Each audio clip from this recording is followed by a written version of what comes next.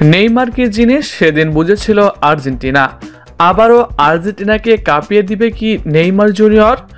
এই নিয়ে বিস্তারিত জানতে হলে ভিডিওটি না টেনে শেষ পর্যন্ত দেখতে থাকুন। আর আপনি যদি আমাদের চ্যানেলে নতুন হয়ে থাকেন তাহলে এক্ষুনি সাবস্ক্রাইব করে রাখুন। আর ইতিমধ্যে সাবস্ক্রাইব করে থাকলে আপনাকে অসংখ্য ধন্যবাদ। দিনটা 2021 সালের 11 জুলাই, কোপা আমেরিকার ফাইনাল। সেদিন প্রথমবারের মতো আন্তর্জাতিক শিরোপা জিতেছিল লিওনেল মেসি।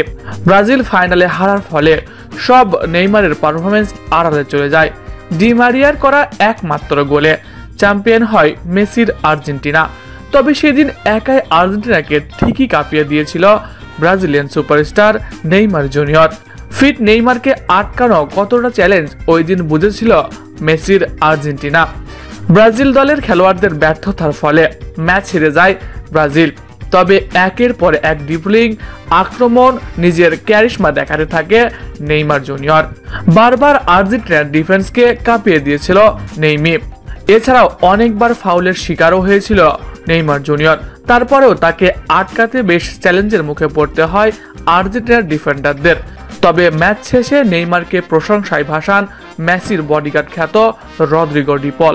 তিনি তো বলেই বসলেন, আমার দেখা অন্যতম সেরা খেলোয়াড় নেইমার জুনিয়র। ফিট নেইমার যে কোনো দলকে ধ্বংস করে দিতে পারে। সে একাই ব্রাজিল দলের জন্য যথেষ্ট। আমরা অনেক ভাগ্যবান যে নেইমারকে মোকাবেলা করে জয়টা ছিনিয়ে নিতে পেরেছি। তবে নেইমার জুনিয়র বিশ্বের অন্যতম একজন সেরা খেলোয়াড়। আমি অনেক খেলোয়াড়দের মোকাবেলা করেছি, তবে নেইমারের মোকাবেলা আমি কখনোই করতে চাই না।